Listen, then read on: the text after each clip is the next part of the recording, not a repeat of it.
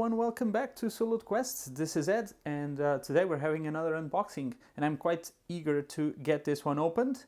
This is Donning the Purple, a game designed by Peter Shank Olsen. I hope I spelled it correctly. Tompet Games was actually kind enough to provide us with a review copy, so we're going to do an unboxing, then we're going to have a playthrough of Donning the Purple and also some solo impressions video. But before we can do all of that, we gotta open this box, and yeah, so that's what we're doing today. We're going to take a look at what's inside of this game. It was on Kickstarter a while ago. It's going to be on Kickstarter again this year around September, if I'm not mistaken. So yeah, but for now, let's take a look at the copy.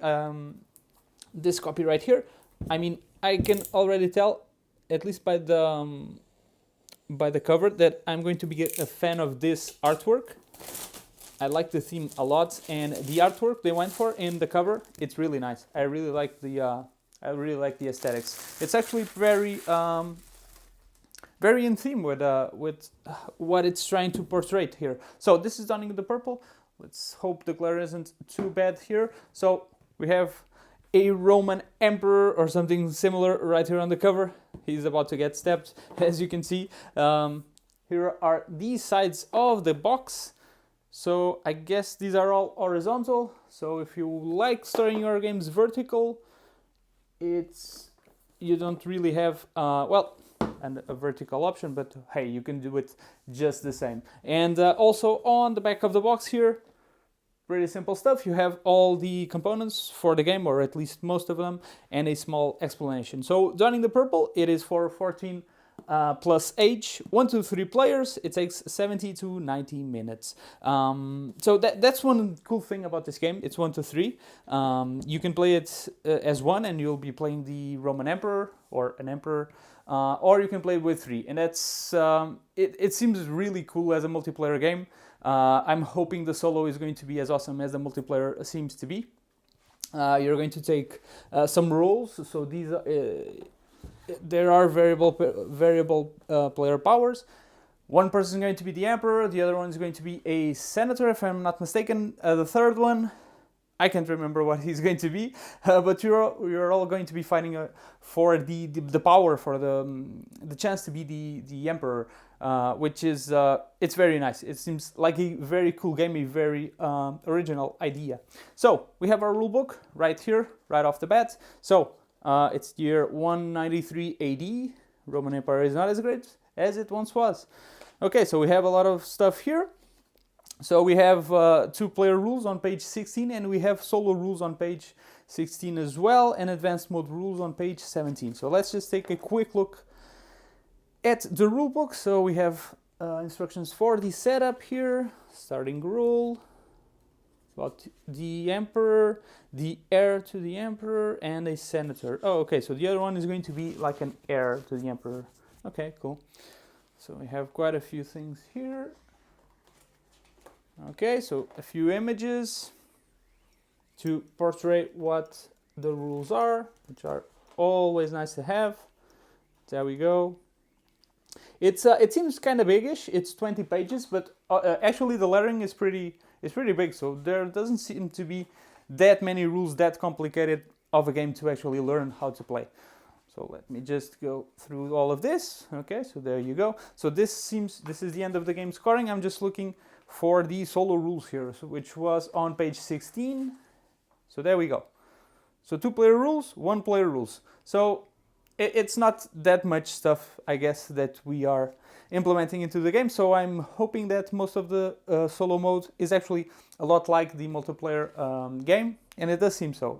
There aren't that many rules. Then we have some advanced rules. When you have played Donning the Purple a couple of times, you want to mix things up a bit, you can try some advanced rules. I like this. I like when there's variants right off the bat in the box, offered official variants for the game to spice things up a little bit. I like that, because sometimes, games grow a bit stale after quite a few playthroughs. So it's good to have some official ways to mix things up and have different experiences in the box. So that's it. That's it for the rulebook. So there you go. Quite standard stuff. Now, our tokens. Let's have a look at these. They look pretty nice actually. Okay, so this is the token sheet that we have. We have actually 2 of them. So let me show you up close. So we have some tokens, which what I might assume will be victory point tokens. I think that's a given. In here, well, I honestly don't know what these are, but I'll actually show them to you just the same. I guess these are for the senator, I believe, the buildings. There's a row of buildings that are going to be built, and I guess these tokens will depict that. The rest of the stuff I'm not really sure, but there you go. Just going to have you taking a look at all of this stuff, and on the back it's pretty much the same. There you go. All right, cool. So that's the first token sheet, and here is the second one. I like the clean look of these. They are very clean looking, but actually they are pretty detailed actually, now that I'm quite looking at them a little bit better. I don't know if you can tell, but there's some letterings on these coins. I'm guessing these are coins, and there's some letterings on the inside, on the inner ring, which is pretty cool. It actually gives them a pretty cool and detailed look. It's harder to spot when like this, but yeah, you can probably tell there's lettering right here on the inside, which is pretty cool. I like it. It's they have a clean look, but yeah, there's like a lot of detail actually on them, although they have that clean look. So yeah, I'm a fan of these actually. There you go. Okay, so these are the tokens in the game.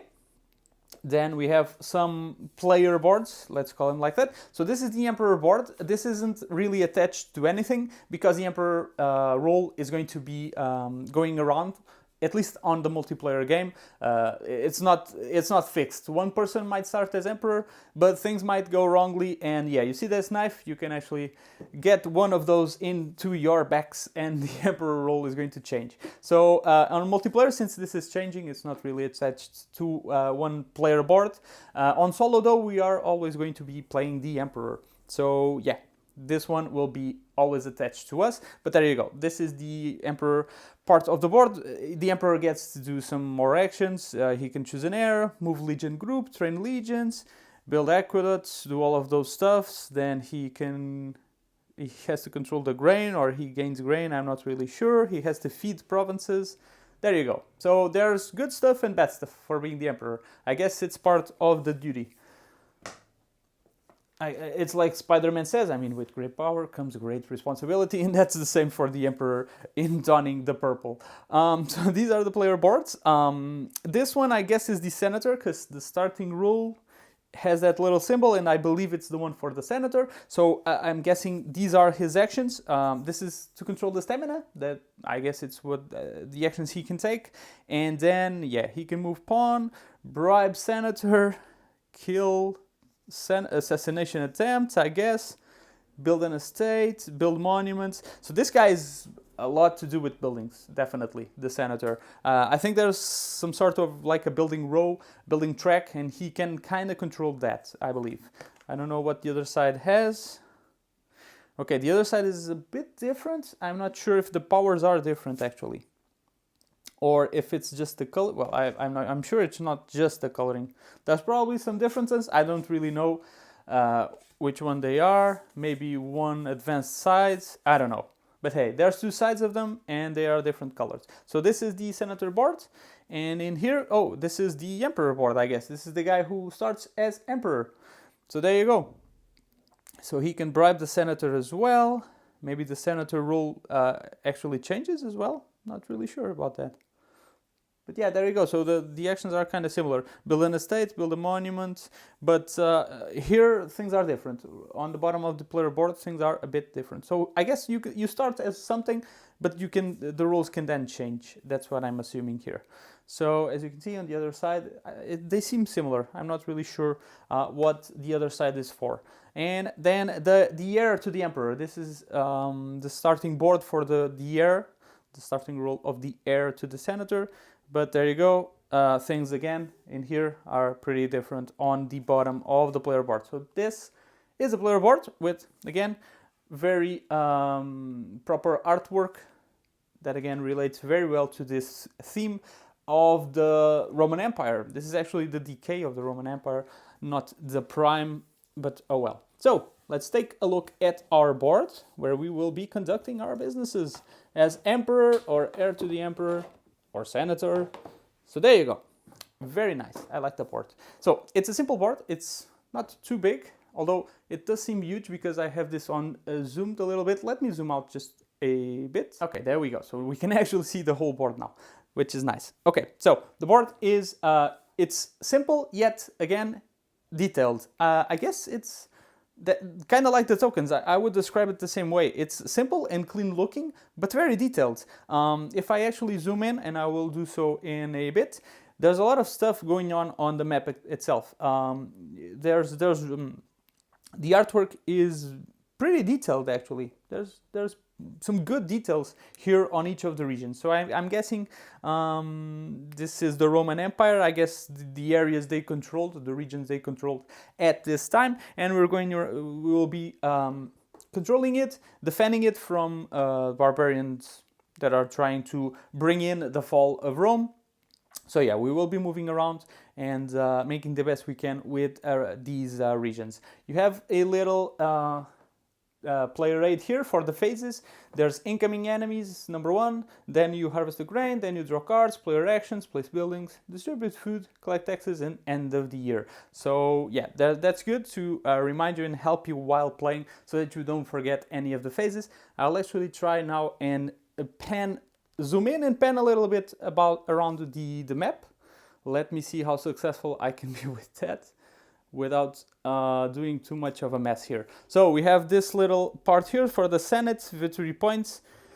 I'm not sure if this is the building track I was talking about. Not really sure, but yeah, we have this little track here. I don't know if you can spot those details I was talking about. As you can see, there's a fort here, some fortresses, like a stronghold. There's some boats. So the map is actually quite lovely. There's quite a bit of detail on it, and I really like it. You have a grain price track here. You have a happiness track right there on top. You have a production track. So there's quite a few tracks to keep track of. No pun intended. There's famine for each of the regions. So I guess the regions can, if things go bad, there's actually going to be some famine here. As you can see in some more detail, as you can see the artwork here.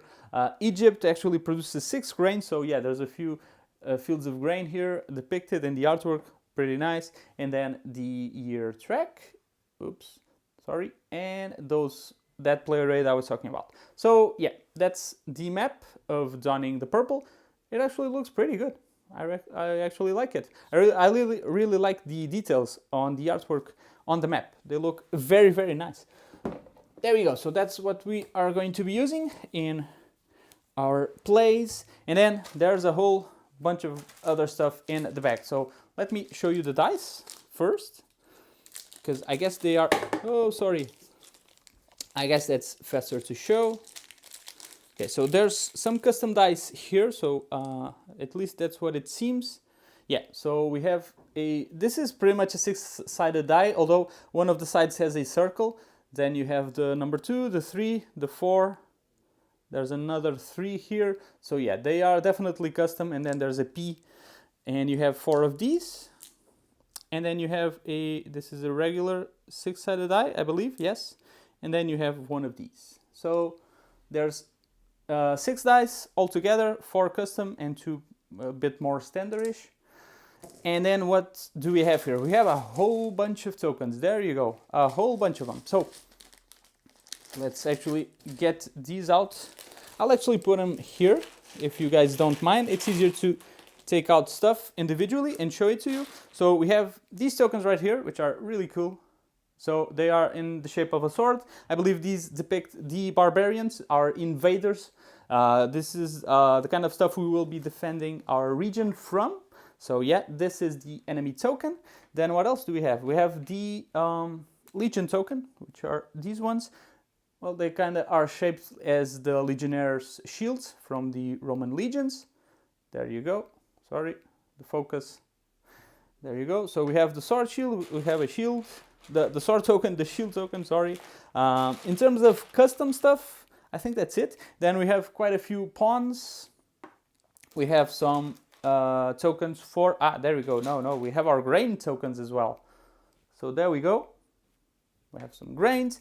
Then we have these squares, which I think they will be representing the enemies, I believe. Yeah, I think the blue ones, well, no, actually, I think these represent the enemies, but I believe the cubes are also, I think this is an upgrade from the Kickstarter. I think it was from a stretch goal, but I guess the cubes were left in the box as well. So you can use either cubes or the swords, I think. Don't quote me here, but I think you actually have both options in the box, which is very cool, actually. You can use whatever you prefer, which is a nice different take. So we have quite some discs then. We have some green, some black, and some white discs here. I believe these are for the stamina for each of the players. So you have one for each of the colors, I guess, white, black, and green. What else do we have here? We have the grain. I already showed you that, and yeah, you have the cubes. Yeah, that's definitely what the cubes are for. They are kind of like substituting the other tokens. So the grain, the legion, and the enemy tokens. So you can either use the custom ones, and of course we're going to use the custom ones. They are much nicer, but in alternative, we have also cubes. We didn't actually, I guess they didn't have to include this, but they actually included it in the box, and they added those custom tokens, which is, well, nice and appreciated. That's pretty cool. So we have pawns, yeah, for each of the player colors. So one black, one green, and one white. And yeah, all of this other stuff, that's what we get. So we have discs for stamina, and then we have a lot of tokens for the enemies, the grain, and the legions. So a whole bunch of tokens here. I'll have to get this sorted, but until then, let's take a look at the cards in the game, which, let me tell you, have some really nice artwork. Now, I went and actually saw some videos on Donning the Purple, and I love the artwork on this game, I gotta say. So, but these ones are plot cards. These ones are a little bit different. Let me show you the backs of these plot cards. So there you go. Now, I'm not, well, I don't know if there's no point in actually seeing all of this, but yeah, these are plot cards that we will actually be drawing. Again, I'm not too much into the rules, so I won't risk saying how you use these, but yeah, you will use them in the game. Simple, but very nice looking. There you go. This is the Hidden Agenda cards. So, Hidden Agenda. This is another way to get victory points, I believe. You can have like hidden objectives that you will have to accomplish if you want to. And forum cards, I'm not really sure what these are used for. The player with the most stamina in the circle at the end of the game gets 2 victory points. Okay, so these are kind of like well, not missions, but objectives as well. Okay, cool. I did not know about these ones. Very nice. Okay, so this is another deck of cards, and there you go. Now we have the good stuff. The pretty ones. I have a few cards with some nice artwork here. So, Famine. Well, actually, let me show you the backs first. So these are event cards.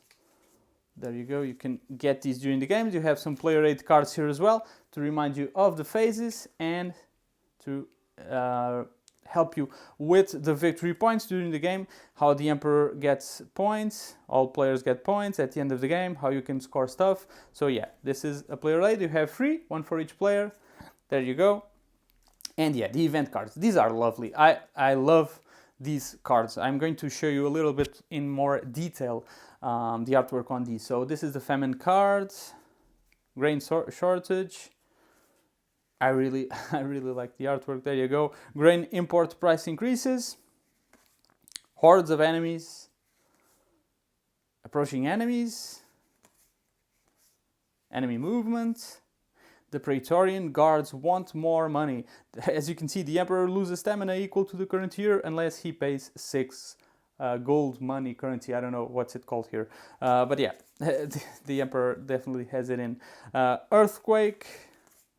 A volcanic eruption, the Senate leader is killed, the heir dies. Well, I guess things can go south for the other players as well, not just the Emperor.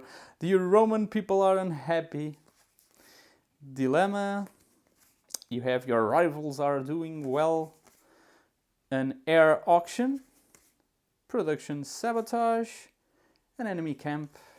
And again, hordes of enemies. As you can see, yeah, the events have very nice artwork. I really like the style they went for.